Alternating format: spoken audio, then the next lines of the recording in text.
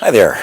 Sunday, April the 28th, 2019. I am seated behind Silvervale in my delightfully green backyard where there are pink and red roses, blooming amongst the green that is back here now. The grass has come out and it is gorgeous, and the trees are 1,000 different shades of California green under a California but Carolina blue sky. I am very content in this moment. There are birds and there are aromas, and it is a gorgeous day. Hi, I'm Hannibal. Welcome to Across the Table, episode 42. Yeah, wow, okay. I haven't really been vigilant on these things, as I probably should have. But the goal in mind I have was to unleash stories and to put them out there. And true to form, I don't have much of an agenda with things as far as timeline goes. I'm going to try to be a little more professional about it.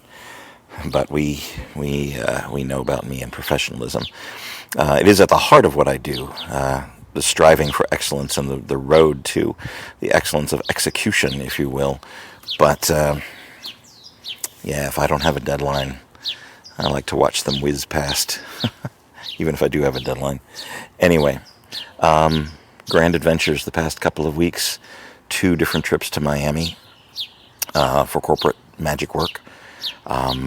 It is less than a week now from the Academy of Magical Arts Awards night. For those of you that don't know, for those of you that follow me, I have been nominated for Close-Up Magician of the Year by the Academy. Very surprising, very humbling, and very, very huge honor just to be nominated. I would like to win. All the votes are in now, and nothing can be changed, and there are a multitude of people who already know who the winner is.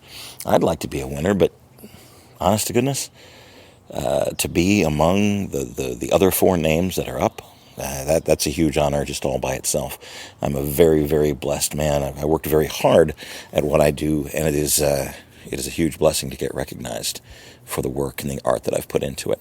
So, I will be attending next Saturday night, May the 4th, on Star Wars Day, for the Academy Awards. For the Academy of Magical Arts Awards. My date for the evening will be the incomparable Michelle LaBelle, a wonderful friend who we're going to go, we're going to have fun, we're going to eat, drink, and be merry, and dance, and whoever wins and whoever does not win, because there are no losers in this competition, we're going to have ourselves a grand time. That same evening, later on, after the after party, I'm going to be performing as Orson Welles. I'm going to be channeling the ghost of Orson Welles in the Hat and Hair Lounge in the world-famous Magic Castle. I will be performing the act that he used to perform in that room.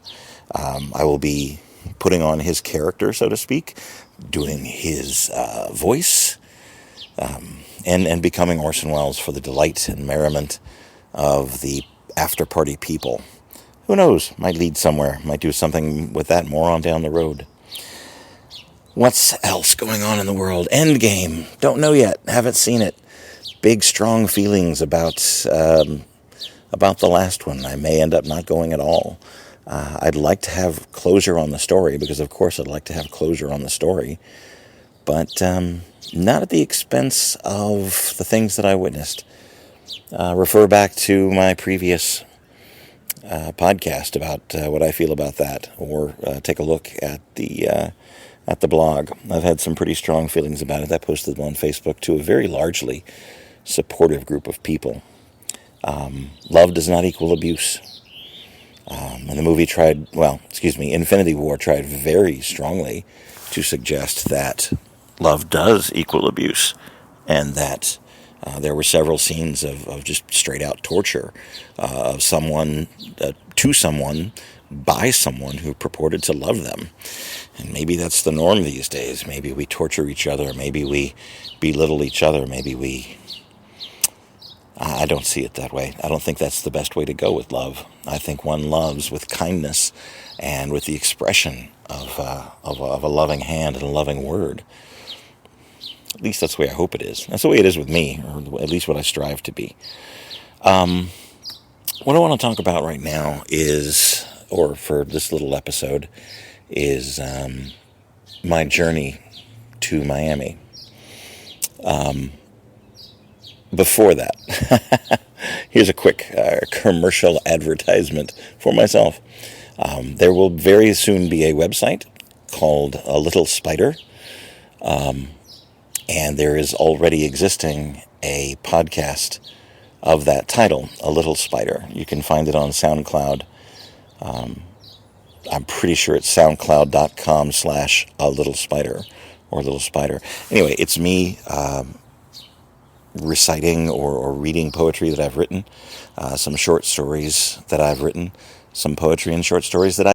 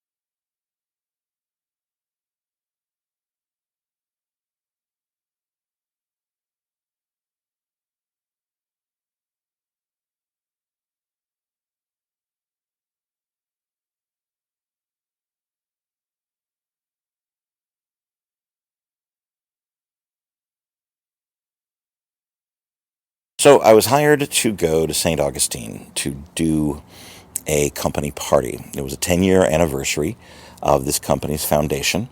There were 5 key people who helped found the thing, had its dream and its vision, and lived together, literally lived together in a condominium while they formed this company. And of course, when you do that and you're in proximity with people that you are living and working with all the time, you learn things about them.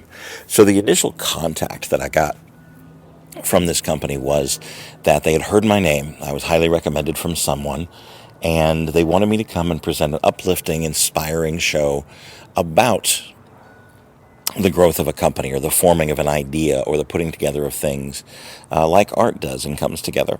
The audience was going to be clients, friends, and family of the company, and especially the company leadership. They wanted me to pull together a moment on stage where we could embarrass and perhaps humiliate these key figures. And I immediately pushed back against that because I've had those kinds of things come up before, and I strongly urge against it.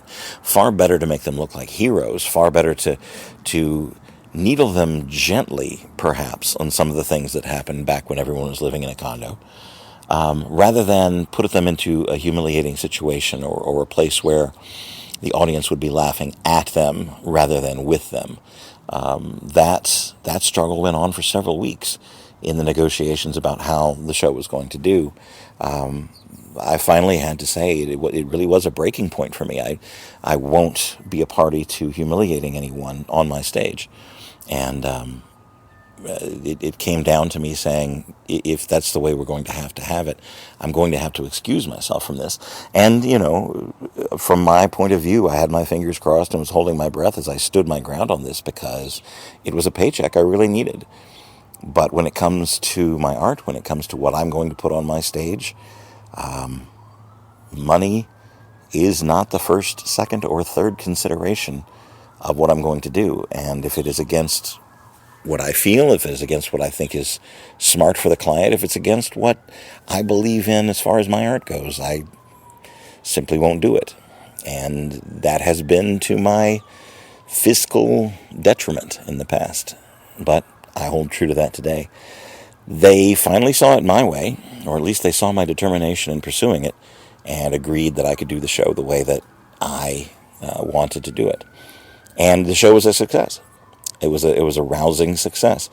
I did the very first bit that I did on stage. I did with the 5 keystones of this company, and I used the information that I knew about them from their past, and there was some gentle ribbing, and calling into memory some happy times, some funny times, all built into a nifty little mentalism act that I do. It lasts about 10 minutes, but at the end of it, the audience was on my side. More importantly, the 5 key figures, the very important people who own and run this company, were on my side, and everyone knew what my sense of humor was like, and they felt safe. For those of you who do magic, for those of you who put forth efforts on stage, if you get your audience to like you right up front, you won't have much trouble in recruiting volunteers later.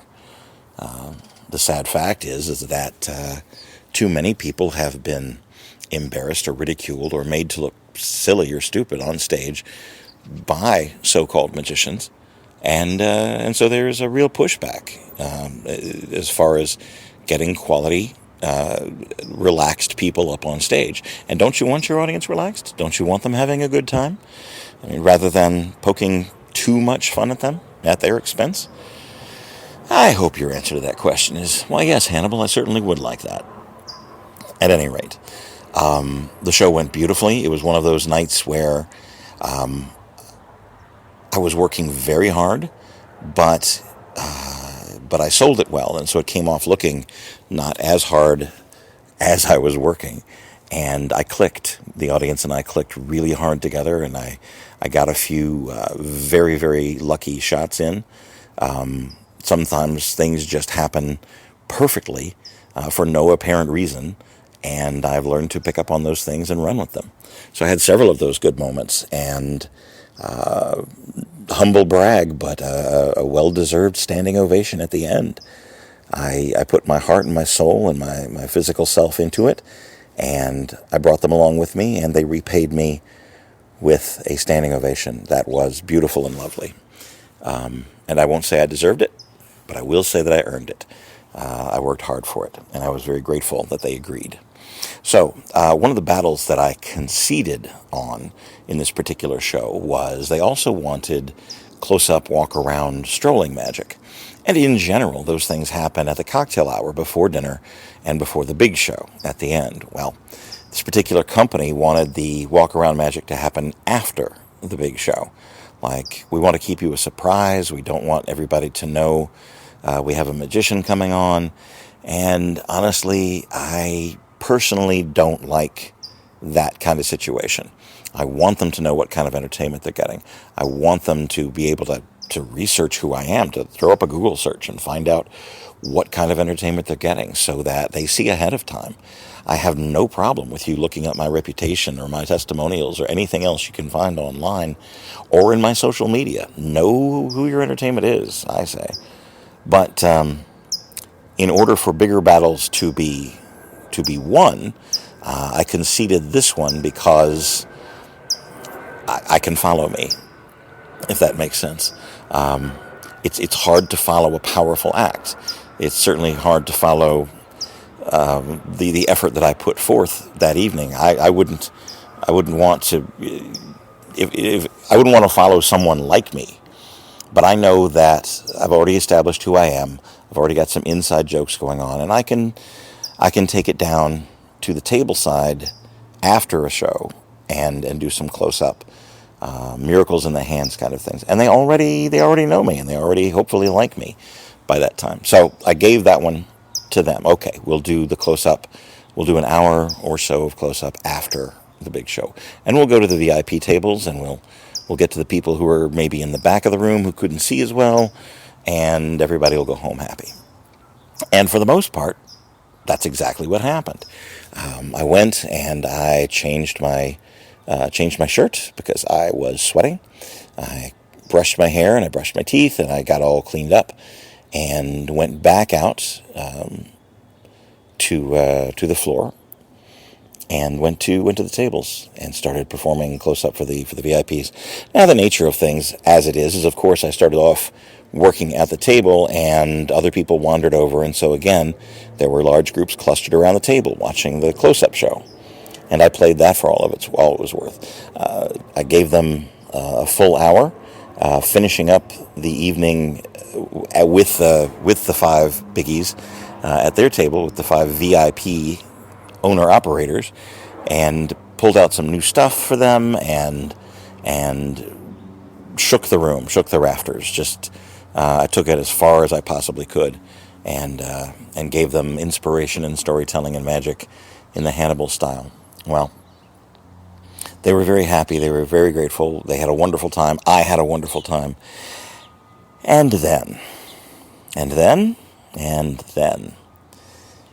as I was standing up from the table and taking my bows and gathering the things together and shaking hands and all the things that happen at the end of the night, a table of four who I had not been able to get to were waving me over, like adamantly standing up, waving me over to the table.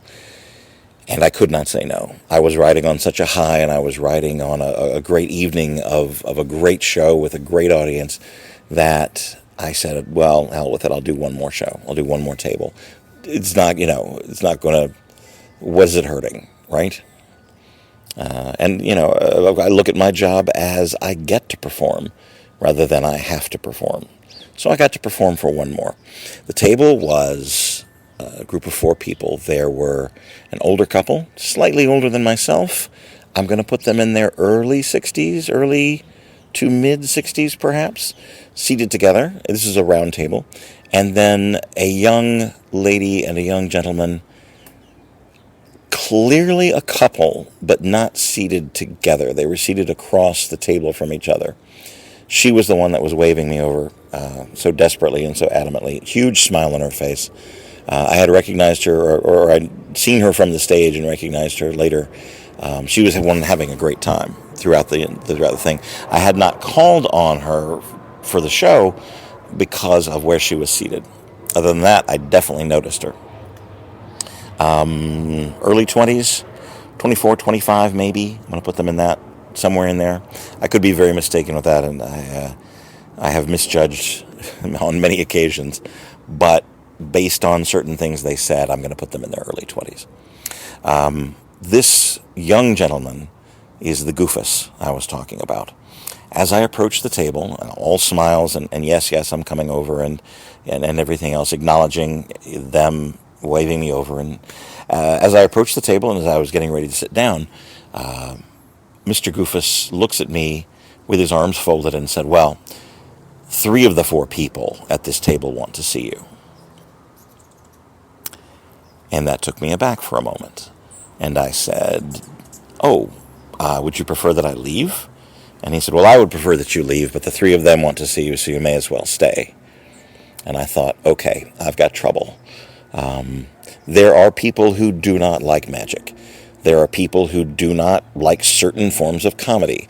There are people who don't like country western music. There are people who don't like jazz music. There are people who don't just generally like certain kinds of art in particular. And you can point them to great examples of said art, and you can show them, what you consider to be wonderful things in any particular brand of music or art or style, but they just plain won't like it. In the immortal words of Doctor Hook and the Medicine Show, Some folks love ham hocks, and some folks love pork chops, and some folks love vegetable soup. So everybody's got their own thing. And I am willing to concede that no matter how good a show I might do, there's going to be someone in the audience who just doesn't like it. Because he just doesn't like magic. Or maybe he doesn't like the way I'm dressed. Or maybe he doesn't like my style or the way I wear my hair. The cause is irrelevant. The fact is, this particular gentleman didn't like me, or my show, or my art, or something. And he was going to visibly show it, regardless of how it made him look. And that's where things get dicey. People who take this attitude have a horrifying capacity to make themselves look bad, but then blame it on the person they're trying to ridicule when everyone else doesn't take their side. And unfortunately, that's what happened this evening. As I sat down, I offered to leave. I offered to skip the table anyway because I was already over time. But the other three were adamant, and some of the people from the VIP table had wandered over to watch a little bit more. And so I said, I understand, maybe you just don't like magic. Maybe you didn't like the show. I won't force you into this one. I won't call on you. I will, if you'd like, I will just completely ignore you. And it won't be personal. Nothing's personal. And he said, well, you can ignore me then. You're not going to, just ignore me and don't call on me. So, okay, so fine, not a problem. I've got 3 other people there I can make happy, et cetera, et cetera. And I thought, I'll do a quick little bit. I'll do 5 to 10 minutes tops, and I'll be on my merry, happy little way. And everybody will feel good. They'll have some good magic. I'll have a good time. And I will try to not take this personally. Unfortunately, Goofus was not going to allow it to not be personal. I was doing the Pringles routine. For those of you familiar, Pringles routine has been my staple for 20 years, and it has evolved and it has turned into a thing of beauty, and it's a reputation of mine, and people love it. So I launched into the Pringles routine. He decided it would be clever for him to take the Pringles can off the table. He thought it would be a great idea to open it and see what was inside. He thought it would be a great idea to hold the Pringles can down to the table so that I could do nothing with it. He thought it would be a good idea to grab the cards out of my hand and look through them, or demand to shuffle whenever he saw fit. And so since he insisted on being part of the show, I allowed him to be a part of the show. I have enough control over what I do and the way I perform that things like that no longer shake me. I've worked on the streets, my friend. I have worked in bars. I have worked in restaurants, and I have seen much, much worse than yourself attempt to throw my act off, and succeed for that matter. But this dude was not going to throw me off my game. He didn't have the capacity to do it, and I recognized that quickly. And it became a very thin line of, I could really, really embarrass you if that was my inclination, but I think I'm just going to feed the rope out and let you do that yourself. So I played along, and I let him shuffle when he wanted to, and I copped cards out, and I palmed cards out, and other things, just to, one, to not disturb or foil the act, and 2, to regain, to keep my control the way it was. And every once in a while, I would gently ask him, are you trying to spoil everyone else's good time? And it fed out into the audience. A lot of times with hecklers like this particular guy, you don't have to do anything. You just stop and watch them, and their own people will start embarrassing them for you, which is what happened here. His girlfriend, as it turned out, the young lady was his girlfriend, was indignant that he was trying to spoil her good time.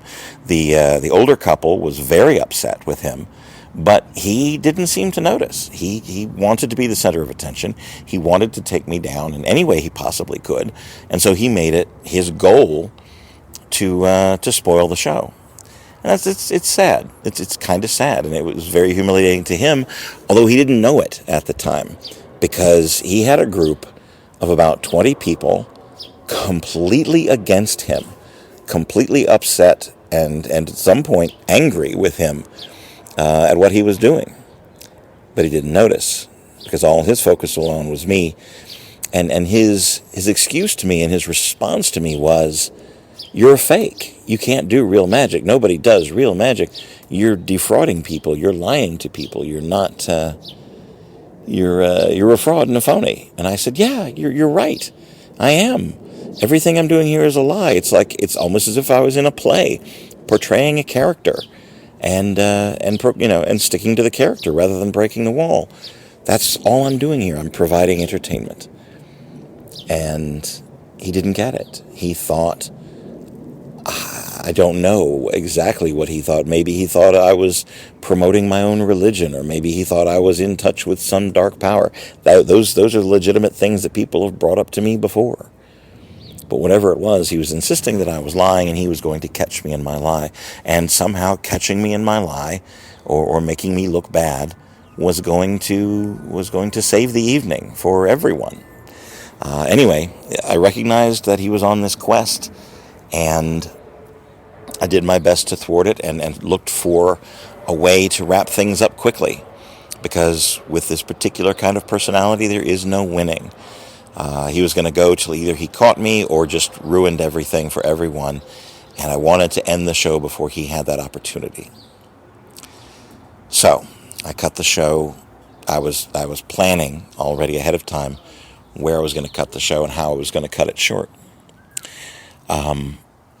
The lady had chosen in the course of the Pringles Act. The lady had chosen the Ace of Hearts. I began producing Ace of Hearts from my pockets, many Ace of Hearts from different pockets. Goofus was reaching into my pockets and trying to find more. He was reaching into my jacket and trying to find more. He was patting me down in a very invasive, personal way. And I let it go, and I made it a joke, because there's nothing to find. There was no hidden compartments, no secrets he could find. It was just rude and invasive. And several people pointed that out to him. Anyway, when he couldn't find it, he snatched the deck, or he went to snatch the deck from my hands, and said something along the lines of, "I bet there's at least 6 of them, 6 Ace of Hearts in this deck right now." And I said, with the Ace of Hearts actually hidden in my left hand, I said, "Did you use the word bet? I think that's a grand idea. How about we get the next round, whoever is correct? I say you're wrong, and if you find more than one, I will buy a round of drinks for everybody here. And if you are wrong, then you buy the drinks." And he grabbed the deck, started going through it, at which point, and those of you familiar with this act will understand, I put the Ace of Hearts into my glasses, visibly seen, and I showed my hands empty, and I showed that it wasn't under the Pringles can. And at that point, he is so focused on the deck in his hands and finding the Ace of Hearts that he completely doesn't notice. Lots of pictures were taken. Lots of people were laughing out loud because he had walked right into the trap that I had set. And while I was not trying to personally humiliate him, his own attitude did that. So he went through the deck, and he went through the deck again, and he counted the cards out one at a time onto the table, and everything he could think of, and got horribly frustrated in the fact that he could not catch me out on this one thing. He was trying to peel the cards apart. It was hilarious, to be honest. Eventually, he slammed his hand down on the table, and he looked up in just rage and frustration and saw the Ace of Hearts behind my glasses, at which point he took my deck of cards and sprung them into my face. Just sprung them out of his hand in a cascade into my face. And the room got quiet. It got quiet fast. And he stood up, and his face was red, and his fists were clenched, and I quietly said, "Did that make you feel better?"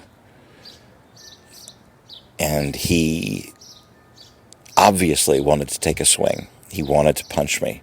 He had gone that far into his own rage that he was ready to fight right there and right then. It didn't matter where he was or what kind of event he was or who was watching. He was ready to fight. So I calmly said, Goofus, you need to take... I used his name. I didn't call him Goofus there. And she need to take a deep breath, maybe drink some water, calm down. It's just a show. There's no honor lost here. I've done this for a while, and it was all in entertainment. And he said, I think we need to settle this man to man. And my response was, really? You want to step outside and prove that you're a man? And he said, yeah. And I said, okay.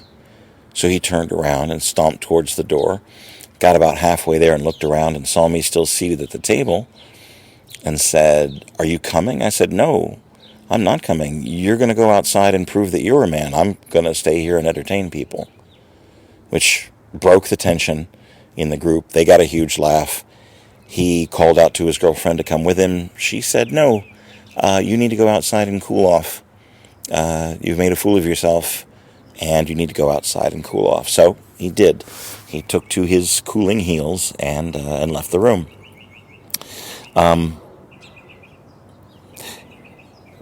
It was gently suggested to her that he not attend any more company functions, to which she agreed.